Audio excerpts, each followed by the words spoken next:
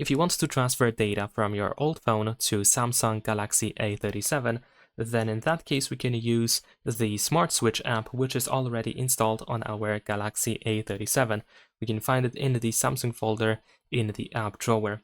Of course, we also need to get exactly the same app on our old phone. No matter if it's Android or iPhone, you should be able to get Smart Switch.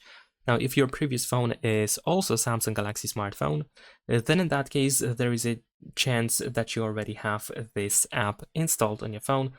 So you can check out the Samsung folder as well and see if you have the Smart Switch app. But in the case of any other Android or in the case of iPhone, you actually need to download the app. So you can go to the Play Store or App Store and you can type Smart Switch and you should be able to easily find the app. Of course, once you install it, you want to open it. If needed, grant all the necessary permissions. And here we're going to tap on Let Go. And on Galaxy A37, of course, we need to grant the permission. There we go. Let's allow everything. Now here we want to choose that we want to receive on this phone because this is our new phone. We want to transfer from our old phone. We need to choose the source. So in my case, it is Galaxy/Android.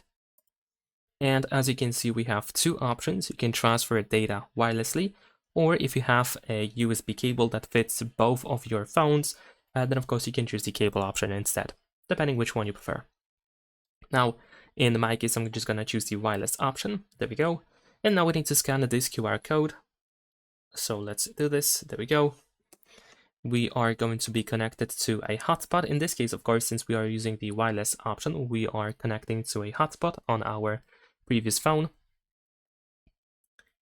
There we go. We need to wait for the scanning until it's done.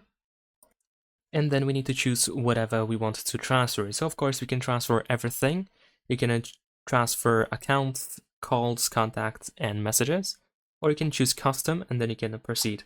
And then in here you can choose whatever you want to transfer. Now in my case, I just want to transfer images and that's all I need. And then at the bottom I can tap on transfer. Now we need to stay on this screen until the transfer is done. Of course, the more data you have to transfer, the longer it will take to do so. So keep that in mind. But once you are done, as you can see, we can tap on done on our old phone.